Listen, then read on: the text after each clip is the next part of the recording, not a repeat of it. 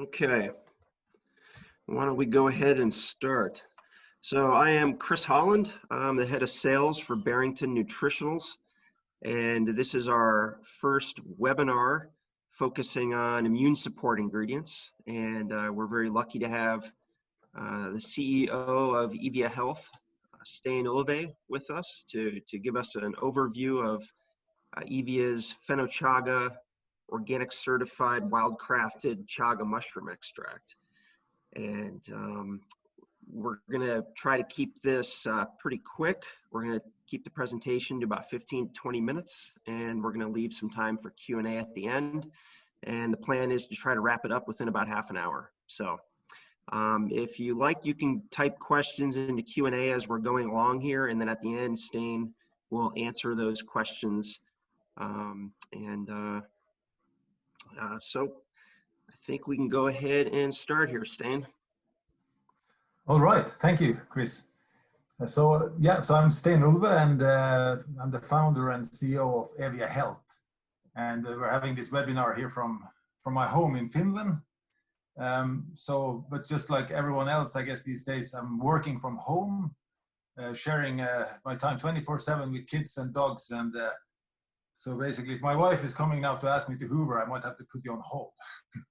But actually, our factory is operating as normal. We have not stopped our operations, and production is ongoing still during this period. So basically, also Finland has closed down, but we have a pretty okay situation. We have a very competent government.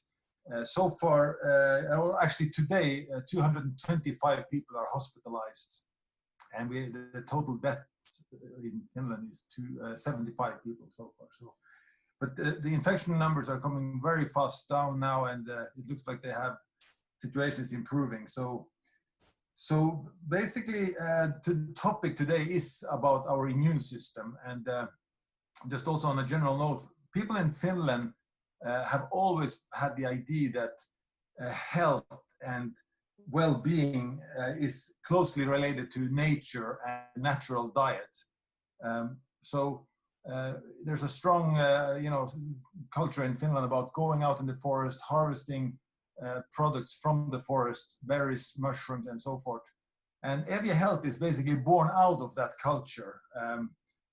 So what we do in Evia Health, we extract the bioactive compounds from plant material and fungi material that is harvested in the Finnish forest, wild growing material that is abundantly available.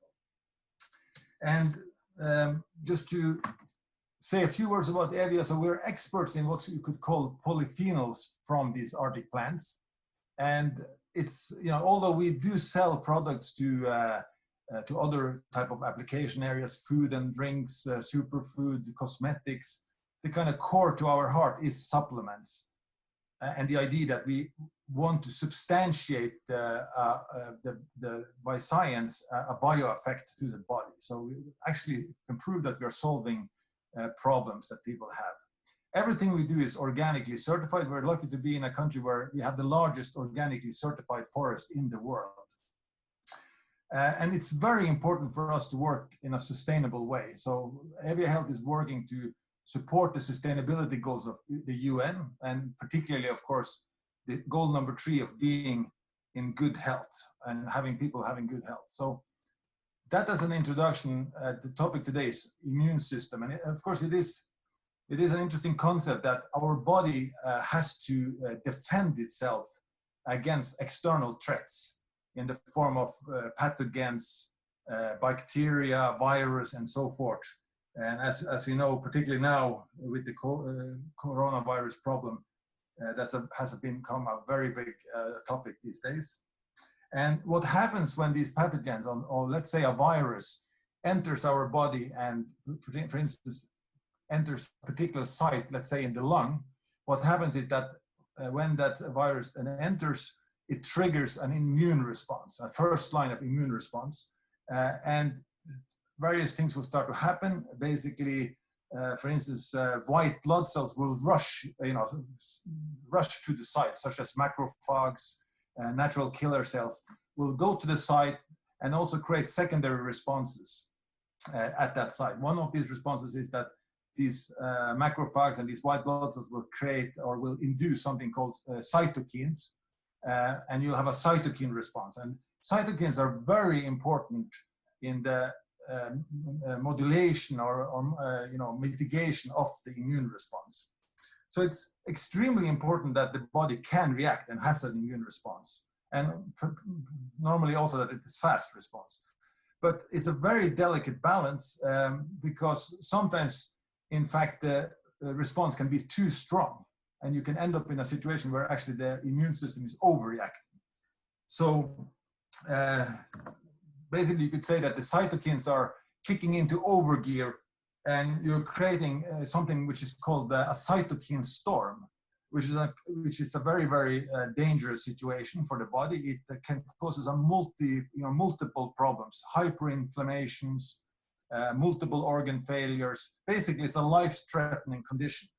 In fact, most people don't even know that about 100 years ago, when we had another very, very huge pandemic, and about between 20 to 100 million people died in the 1980 to 1920 in the so-called Spanish flu. It wasn't actually the influenza virus that killed people. It was actually the immune system. Most people were killed by these cytokine storms, basically an overreaction, immune overreaction. And the really weird thing during the Spanish flu was that the people that were mostly affected were actually people with a strong immune system. So basically the system was so strong and they actually reacted fast and too much. That is not the case, although some of these corona or COVID-19 problems also can be linked to this type of systemic inflammatory syndrome. That's not so much the case for this virus. And in fact, one of the explanations that younger people are not affected so badly is that actually the immune system isn't yet so well developed. So let's talk about then. So basically we can separate between the two different aspects of our immune system. Is the innate immune system, basically your first line of response. In the beginning, it's, just the outer membranes and your mucose and things like that. And eventually also this type of white blood cell reactions, the so-called natural killer cells and macrophages that then are creating secondary responses. And the idea is that, for instance, for natural killer cells, they will go in and create a situation where they can then create the death of the cells that are infected. So I will talk a little bit about Feno Chaga, which is one of the products we make, and say a little bit about that. The Feno Chaga is sourced from the forest. It's a very high concentration of polysaccharides, polyphenols, and other compounds. We produce it by a water extraction. We also can do it with ethanol extraction, but our research indicates that it's the water-soluble bioactives that have the most interesting inflammatory response. Everything we do is, like I said, organically certified. So what is chaga? It is basically a parasite that is growing on birch trees. We have a lot of birch in the northern part of Finland, and the mushroom is basically growing, and out of the tree comes the mycelium, and it creates what's a very black conch, which has high amounts of various polysaccharides and polyphenols. And basically it's a sterile conch. It's not a fruiting body yet, and we are collecting this body from the trees. So it grows in native forest, and it's very rare, every 10,000 trees. But on the other hand, we have a lot of trees, so the biomass is actually very huge, and the harvest is extremely sustainable. We can collect many times more of the chaga, and it's very safe, and of course it grows again. So the composition is very important. There's a lot of products out there that say chaga, but chaga is not just one thing. You have wild chaga, but you also have people growing chaga on substrates. And sometimes can be, let's say, what they call mycelium on grain. I come back to that. So you always have to look at what is the composition of your chaga product. and what amount of these compounds are in the product. And we have products that are concentrating the polysaccharides, particularly the beta-glucans, but there are, of course, other constituents in the product, betulinic acids in very small amounts and triterpenoids. And the beta-glucans and also the polyphenols have a multitude of basically effects on the immune system. They induce this type of white blood cell production, and they can boost the lymphocyte activity and proliferation. And these reactions lead to this kind of positive immunomodulating efficacy. As I come back to details there, and we have shown that it can boost the white blood cell production, it can improve viral resistance, and also subdue certain allergic reactions. So in basically a stronger and also more smarter immune system. So recent data that we have done, this is in cell lines and also in mice, and these results I'm now showing is from mice, which shows that the natural killer cell activity, one of these type of white blood cells, has increased and improved activity against virus-infected cells in this innate immunity response phase, And the Feno-Chaga is shown to considerably activate this NK cell killing activity, and that was basically statistically significant result. So same here, it's shown that in this primary mouse splenocytes extracted from female mice, it showed that Feno-Chaga is able to increase the killer cell activity. And the interesting part also is that activity was increasing without the actual amount of killer cells increasing. So basically, Chaga shows that we can reduce these type of inflammation states that can come, and particularly suppress what's called the systemic low-grade inflammation related to oxidative stress. And Feno-Chaga has proven also in another study we're now running currently in Finland that it can reduce this by suppressing the activity of white blood cells. So now you have the indication that you can also modulate downwards these inflammation responses that sometimes can be too strong. And here is some illustration of that result. So when you have an immune system that is underperforming, you want to basically boost the immune response. And we have shown that Chaga can do that. Basically improve what's called this myeloid peroxidase baseline activity, MPO activity, when you have a too low response. But the same way in this type of chronic inflammation, overreaction of the immune system, Chaga is shown to actually reduce the MPO baseline. So it has this dual modulating effect, which is very important. And this is from actually blood. This is measurements done in blood from healthy volunteers. So we're doing this study now together with the Natural Resource Center in Finland. It's a two-phase study. We're doing it in premocyte cells, but we're also doing it in blood samples from human volunteers. And actually this time, we've done that study once before, and we're now repeating it. And this time we're actually adding also competitive or other products that are claiming inflammatory response. So we're actually putting in Russian and Chinese wild-crafted extracts. We're looking at these MOG chagas, which are grown on mycelium. And we also look at other mushrooms, and we're looking at curcumin, green tea, and ginger.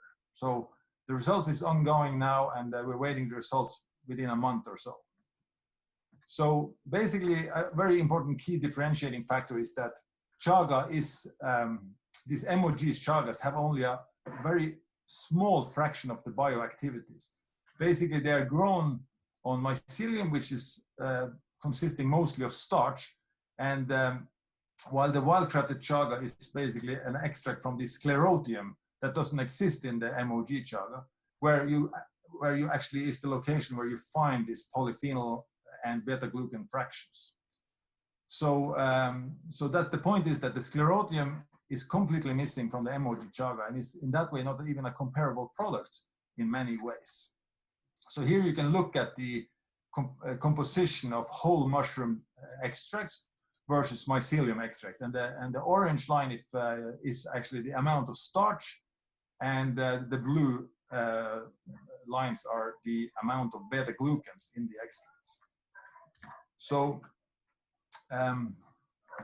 if we go to next thing, here we can see also another just a result on how much how much product was needed to do a 50% reduction of the inflammation response. And we can see from this chart that you needed very little amount of chaga to have a 50% reduction, while other products you needed much higher amounts of the dosage, and certain products like the Boletus edulis didn't have any effect at all. So if we then go just a little bit summing up the key differentiation factors of chaga, so it's a standardized extract, has a strong tradition of medicinal juice, it's organically certified, and it has a nice story because it's organic, wild-crafted, sustainable, and natural. What we're doing now to kind of underline these kind of differences in composition is that we're working with the United States Pharmacopoeia to develop a monograph for the wild-crafted Arctic chaga. For instance, it will have one of the parameters will have that it can be maximum have 1% starch. And you can see in some of these MOG chagas, you will have maybe up to 50% starch. So, and we're also working with highly advanced analytical methods to do this kind of characterization and the quantification of the active compounds, so that in general also expand the technical understanding and trying to elucidate also what is causing the effect. So parallel to this characterization, we're doing these bioefficacy studies and hoping to, in a way, expand our knowledge about how this product is working in the human body. So that was basically my presentation of chaga, and I think we used something like 19 minutes. So now we have a little bit of time for Q&A if someone is interested to ask some questions. But thank you for your attention so far.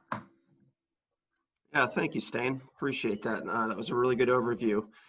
The Q&A section, there has not been any questions posed, but I did notice that Kevin Gellenbeck asked a question in the chat section. He asked, what kind of regulatory restrictions are there on collecting the biomass? Are there a lot of collectors out in the woods?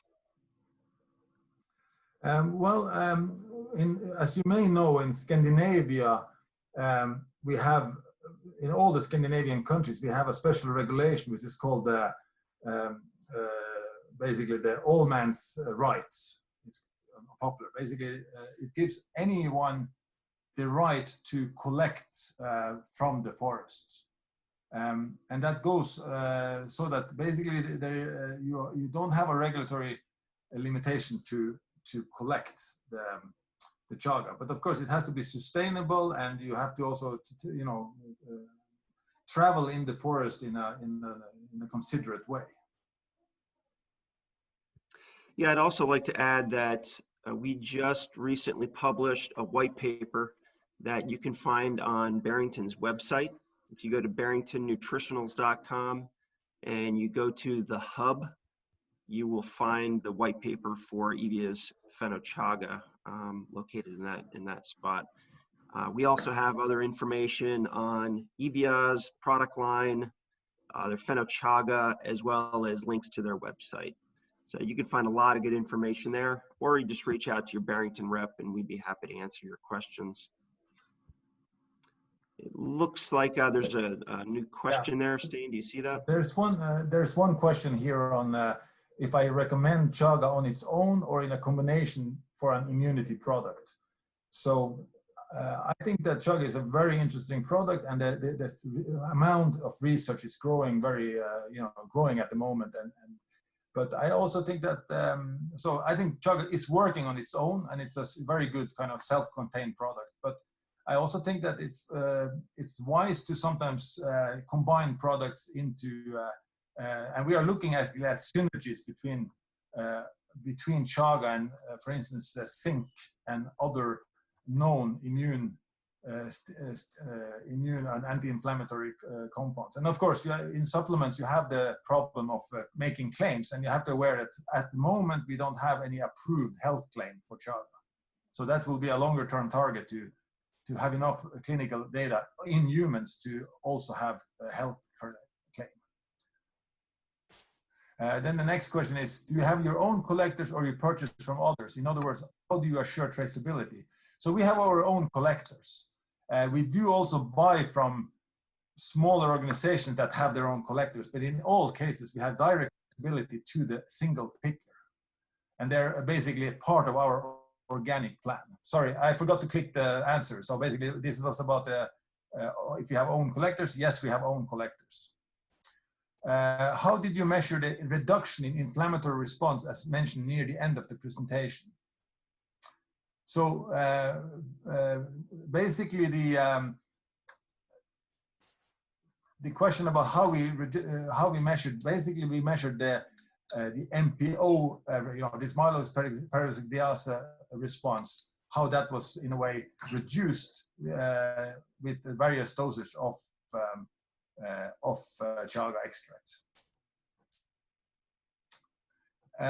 There's a question as well about what is an efficacious dose.